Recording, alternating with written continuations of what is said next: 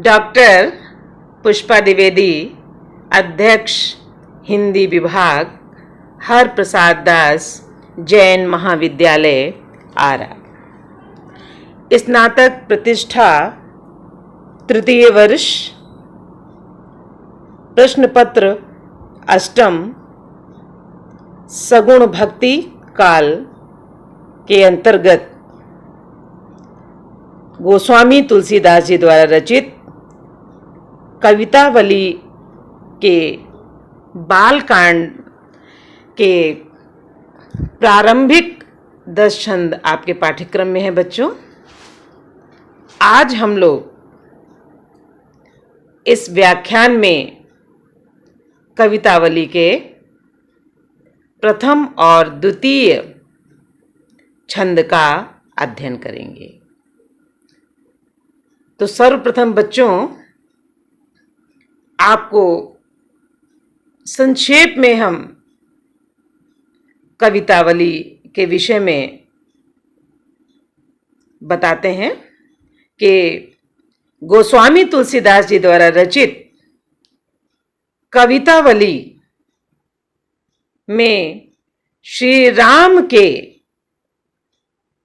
बाल सौंदर्य का प्रथम जो छंद आपके पाठ्यक्रम में है, उसमें श्री राम के बाल सौंदर्य का चित्रण किया गया है। इसमें भी रामचरितमानस की तरह 7 कांड हैं और 7 कांडों को अपनी बात गोस्वामी तुलसीदास जी ने उसमें की है। रामचरितमानस में धारा प्रवाह क्रम से उन्होंने वर्णन किया है, लेकिन कवितावली में ऐसा नहीं है। कवितावली भी अपने में अद्वितीय है। तो बच्चों, आज हम गोस्वामी तुलसीदास जी की सर्वश्रेष्ठ रचना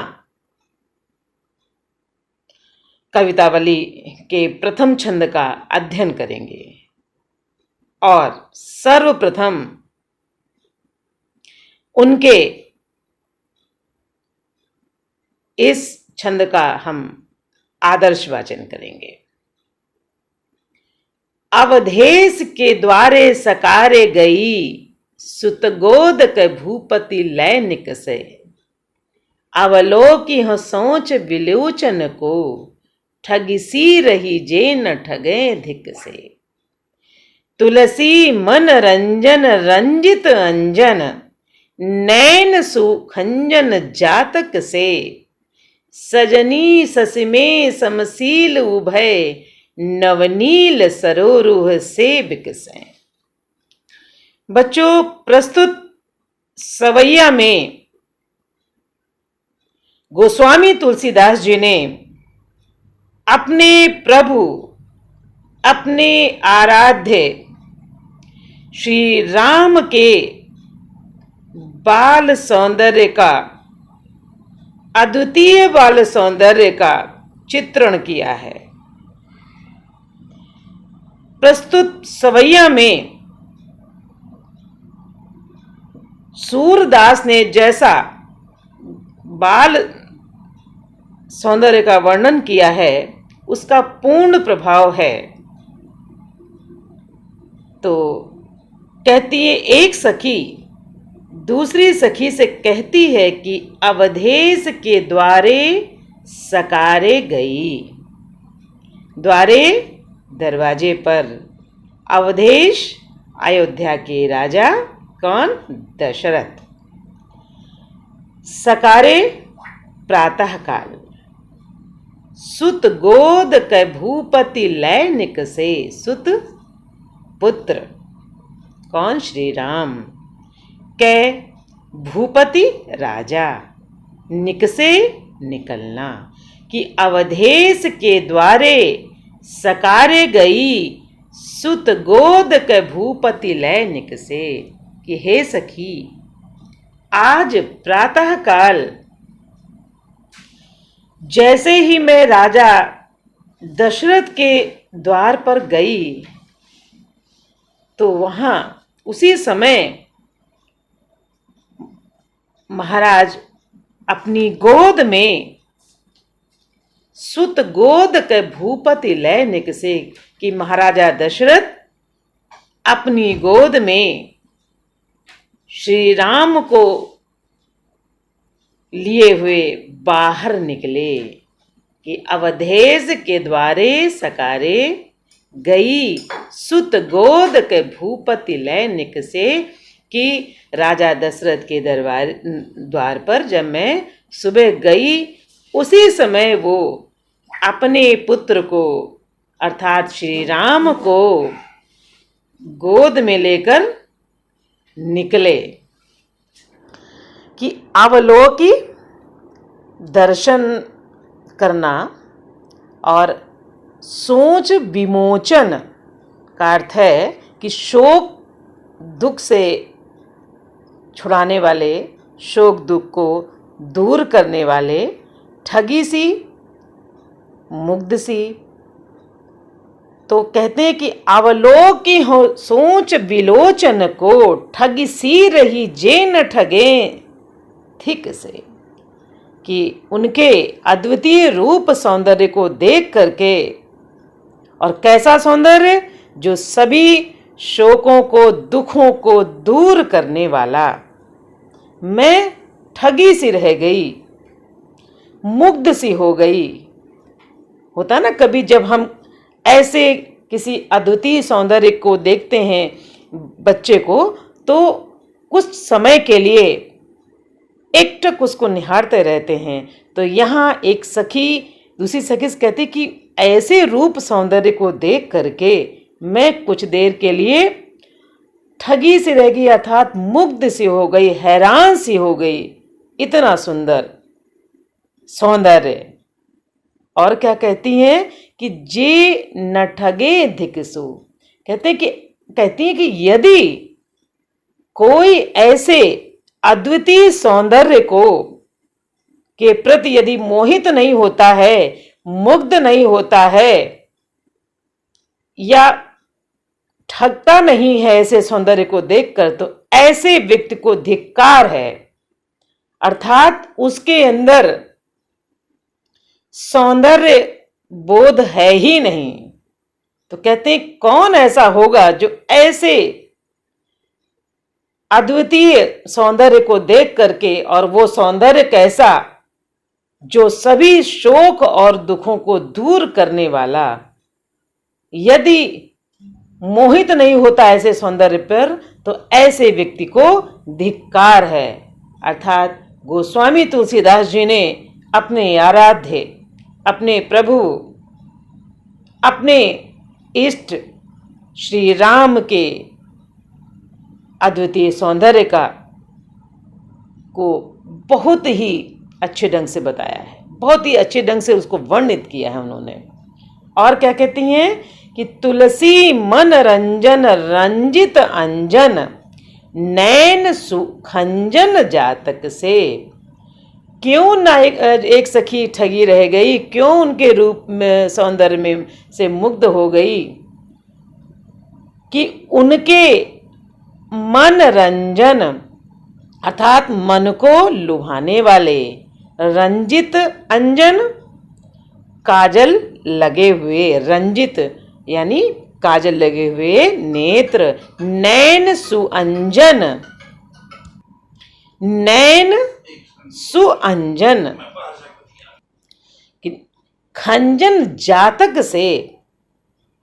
उनके नेत्र कैसे हैं कि काजल से लगे हुए, काजल से रंजित उनके नेत्र खंजन के बच्चे के समान सुंदर हैं, बड़े बड़े हैं। और खंजन का जो बच्चा होता है, उसके खंजन पक्षी है, उसके बच्चे की जो है पलकें वो काली होती हैं। तो प्रभु श्री राम के नेत्र खंजन पक्षी के जातक अर्थात बच्चे के समान सुंदर उनके नेत्र हैं। और क्या विशेषता है कि सजनी ससिमे समशील उभय नवनील सरोरुह से बिकसें, कि हे सखी, ऐसा प्रतीत होता है कि उनके मुख रूपी चंद्रमा में उभय दोनों नवनील सरोरुह, नए खिले हुए कमल, सद्या खिले हुए कमल, ऐसा ही वर्णन उन्होंने रामचरितमानस में भी किया है। गोस्वामी तुलसीदास जी ने उनके नेत्रों की उपमा के लिए कमल का प्रयोग बहुत अधिकांशता किया है। वो कहते हैं कि सजनी सस में समशील उभय, कि हे सखी, ऐसा प्रतीत होता है कि उनके मुख रूपी चंद्रमा में उनके जो दोनों नेत्र हैं वो कैसे हैं? सद्या खिले हुए, ताजे खिले हुए कमल के समान हैं। सरोरु कमल, नवनील, नीले खिले हुए कमल के समान हैं। अर्थात जो सद्या खिला हुआ, प्रातः खिला हुआ, बिल्कुल ताजा जो कमल होता है उसकी पंखुड़ियां बिल्कुल फैली होती हैं और उसका अद्वितीय सौंदर्य होता है। तो ऐसे ही उनके मुख को क्या बताया है कि चंद्रमा के समान सुंदर है, और उस चंद्रमा रूपी मुख में उनके दोनों नेत्र मानो दो खिले हुए नील कमल के समान हैं। और निश्चित कि अगर कमल जो सद्या खिला हुआ है तो वैसे ही उनके नेत्र भी जो है अद्वितीय शोभा उनसे झलक रही है। और वो नेत्र कैसे हैं? उसके अंदर एक पानी होता है। कुछ नेत्र ऐसे होते हैं जिनको देखने से ही व्यक्ति मुग्ध सा हो जाता है कि उसके अंदर एक पानी, जिसको कहा जाता है स्वाभिमान, झलकता है। तो ये तो चूंकि इनके बाल सौंदर्य का वर्णन है तो उनकी आंखों में तो वैसे ही बिल्कुल निश्चलता है।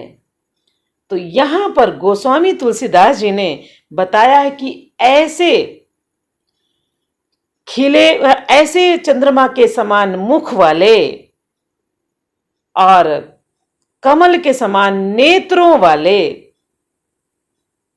श्री राम के अद्वितीय सौंदर्य को देखकर यदि कोई मुग्ध नहीं होता है तो ऐसे व्यक्ति को धिक्कार है।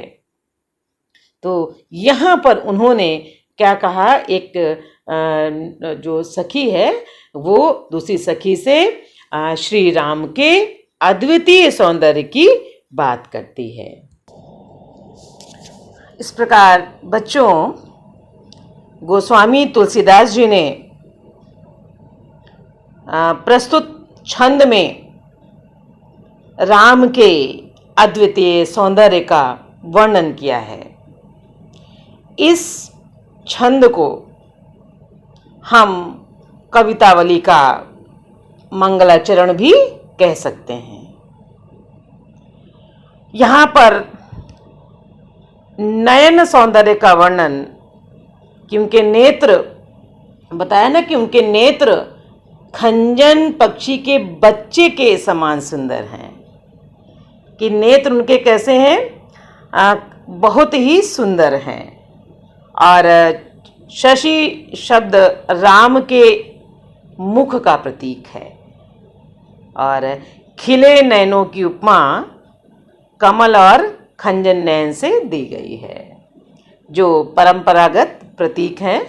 अधिकांशतः जब हम नेत्रों की उपमा करते हैं तो खंजन नयन से करते हैं। भाषा माधुर्य गुण प्रधान है।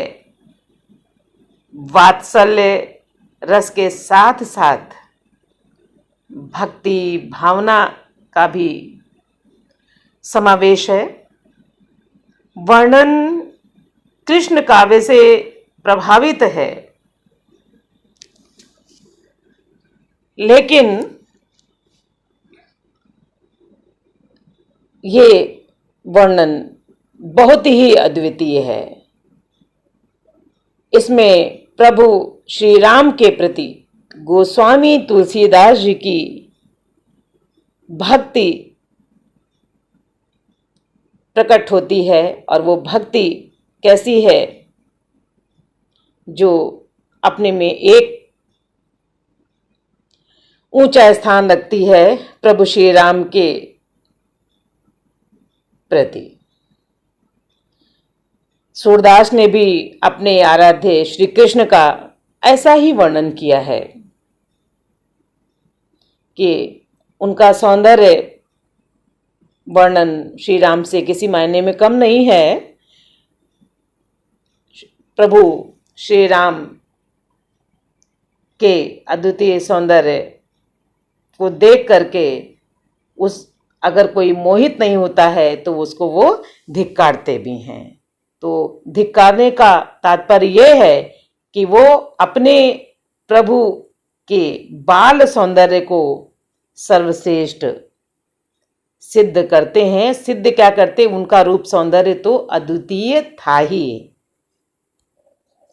इस प्रकार गोस्वामी तुलसीदास जी सर्वप्रथम भक्त हैं, इसके बाद कवि हैं, लोकनायक हैं, समाज सुधारक हैं, लेकिन सर्वप्रथम वो एक भक्त हैं। क्यों? क्योंकि भक्त की वाणी में ही, भक्त के भाव में ही जो वर्णन में एक नवीनता होती है वही आती है। अगर हमारी किसी के प्रति भक्ति नहीं है और प्रेम नहीं है, आसक्ति नहीं है, तो वर्णन में वो ताकत नहीं आती है, और वो ताकत हमको भक्ति देती है। जब हमारी अनन्य भक्ति होती है तो शब्दों का वैसा ही चयन होता है, और जब शब्दों का चयन भक्ति से युक्त होता है तो निश्चित उसकी परिभाषा भी सबसे अलग होती है, अनूठी होती है। तो गोस्वामी तुलसीदास जी की, चाहे वो रामचरितमानस हो, कवितावली हो, कोई भी उनकी रचना हो, वो अपने में सर्वश्रेष्ठ है। हाँ, रामचरितमानस में उनका हर रूप एक साथ प्रतिबिंबित होता है, लेकिन अन्य रूप, किसी में शक्ति का है, किसी में सौंदर्य है, किसी में भक्ति है, शक्ति है, सबका समावेश रामचरितमानस में एक साथ है। लेकिन अन्य रचनाओं में एक ही चीज का वर्णन है, चाहे शक्ति का हो, चाहे सौंदर्य का हो। तो इस कवितावली के प्रथम छंद में श्री राम के बाल सौंदर्य का अद्वितीय वर्णन है, और उस अद्वितीय वर्णन का उल्लेख एक सखी दूसरी सखी से करती है। तो बच्चों, ये गोस्वामी तुलसीदास जी की मुक्तक रचना है। धारा प्रवाह एक ही धारा में वो नहीं बहते हैं, इसलिए ये कैसी रचना है? मुक्तक रचना है। इसके बाद हम लोग दूसरे छंद का अध्ययन करेंगे, और उस छंद का मैं आदर्श वाचन कर रही हूं। पग नूपुर और पहुंची कर कंजनी मंजू बनी, मनि भाल हिये नवनील कलेवर पीत झगा, झलकें पुलकें नृप गोद लिए, अरविंद सो आनन रूप मरंद, आनंदित लोचन भृंग पिए, मन में न बस्यो अस बालक जो, तुलसी जग में फल कैसे जिए। तो बच्चों, पग नूपुर आओ पहुंची कर कंजनी। तो बच्चों, पग नूपुर आओ पहुंची कर कंजनी, मंजू बनी मणिमाल हिए। तो राम के रूप सौंदर्य के बाद इस दूसरे छंद में गोस्वामी तुलसीदास जी ने उनकी वेशभूषा और रूप सौंदर्य का वर्णन किया है कि किस प्रकार से उन्होंने किस प्रकार से उनके प्रत्येक अंग में क्या वो पहने हुए हैं, क्या धारण किए हुए हैं।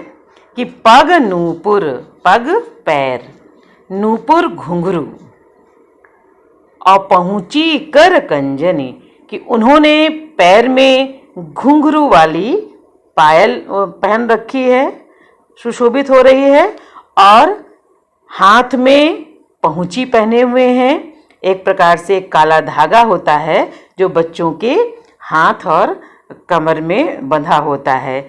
इसके पीछे एक मनोविज्ञान है कि बच्चे को नजर नहीं लगेगी। और क्या कि कर कंजनी, और उन्होंने उनके हाथ कैसे हैं, कमल के समान हैं। मंजू बनी मणि भाल ही, और मणियों की माला उनके हृदय पर सुशोभित हो रही है, जो उनके रूप सौंदर्य को बढ़ा रही है। ऐसा प्रतीत हो रहा है कि उनके शरीर पर वो जो मणियों की माला है स्वयं इतरा रही है कि मैं किसके गले में पड़ी हूं, और उसके अंदर से एक अद्वितीय आभा निकल रही है। इसके बाद क्या है कि नवनील कलेवर पीत झगा, झलके पुलके नृप गोद लिए। नवनील, उनका शरीर कैसा है, नीले कमल के समान सुंदर है, खिला हुआ है। और नीले कमल से क्यों उसकी उन्होंने उपमा दी है, उसकी तुलना की है, क्योंकि वो श्याम वर्ण के हैं, और उसके ऊपर पीत झगा झलके, कि पीले रंग का झिंगोला पहने हुए हैं, बिल्कुल ढीला ढाला कपड़ा, छोटे छोटे बच्चों को झबला जिसको कहते हैं, पहने हुए हैं। तो उस झबले के अंदर से उनके नीले रंग का जो नीला शरीर है वो झलक रहा है, साफ दिखाई पड़ रहा है, क्योंकि इसमें चूंकि बाल सौंदर्य का वर्णन किया है, तो बच्चा कैसा होता है, उसके प्रत्येक अंग से एक अद्वितीय आभा निकलती है, तो साफ दिखाई पड़ रहा है। और ऐसे सुंदर अद्वितीय बालक को अपनी गोद में लेकर, वो बालक कौन है, श्री राम, गोद में लेकर राजा दशरथ खुश हो रहे हैं, पुलकित हो रहे हैं। उनकी प्रसन्नता का कोई और छोर नहीं है, जो उनके शरीर से प्रकट हो रहा है कि वो कितने खुश हैं ऐसे अद्वितीय बालक को लेकर के। और क्या कि अरविंद सो आनन रूप मरंद आनंदित लोचन भृंग पिए। अरविंद सो आनन, आनन मुख, उनका मुख कैसा है, कमल के समान है, रूप मरंद, और उसके अंदर जो पराग कण है वो क्या है, उनका रूप सौंदर्य है, जिसको लोचन भृंग पिए, कि नेत्र रूपी भंवरे पी करके तृप्त हैं। आप देखते हैं कमल और भंवरे का शाश्वत संबंध है। कमल भ्रमर जो है वो उसके रूप सौंदर्य का पान करने के लिए रात में उसके अंदर बंद हो जाता है और उसके रूप सौंदर्य का पान करता है। तो यहाँ पर श्री राम का मुख कमल है और उसका सौंदर्य उसका मकरंद है। और ऐसे लावण्यमय अद्वितीय सौंदर्य के धनी श्री राम के सौंदर्य को इन नेत्र रूपी भंवरों ने पान किया है उसका, और पान करके तृप्त हैं, मग्न हैं। हे सखी, श्री राम का, उस बालक राम का सौंदर्य इतना जो है वो मस्त कर देने वाला है, आनंद देने वाला है। तो इन नेत्र रूपी भंवरों ने उसका पान किया है और वो उसी में डूब उतरा रहे हैं। किसके? श्री राम के रूप सौंदर्य की माधुरी का पान करके। और क्या कहते हैं कि मन में न बस्यो अस बालक जो। तुलसीदास जी कहते हैं कि ऐसे अद्वितीय सौंदर्य के धनी बालक के को देख करके यदि किसी का मन उनमें नहीं रमता है या उसकी तरफ आकृष्ट नहीं होता है, तो कहते हैं कि उसका इस संसार में जीना व्यर्थ है। अर्थात जो श्री राम की शरण में नहीं गया या जिसने उनकी भक्ति नहीं की, उसका इस संसार में उसका जीने का कोई मतलब नहीं है। वो कहना चाहते हैं कि प्रभु श्री राम के ऐसे रूप सौंदर्य को देख करके हर किसी को उनकी तरफ झुकना चाहिए, आकृष्ट होना चाहिए, उनके चरण कमलों में अपने प्रेम को बढ़ाना चाहिए। और यदि वो देख करके उनकी तरफ आकृष्ट नहीं होता है, उनकी भक्ति नहीं करता है, तो ऐसे व्यक्ति का कि तुलसी जग में फल कैसे जिए, कि ऐसे व्यक्ति का इस संसार में जीना व्यर्थ है। जो श्री राम के चरणों में जिसका अनुराग नहीं है, श्री राम के इतने अद्वितीय सौंदर्य का जिनकी आंखें पान नहीं करती हैं, जिनकी आंखें जो हैं वो आंखें रूपी भंवरा जो है, जिन ऐसे रूप सौंदर्य का यदि वो पान नहीं करती हैं, तो उस व्यक्ति को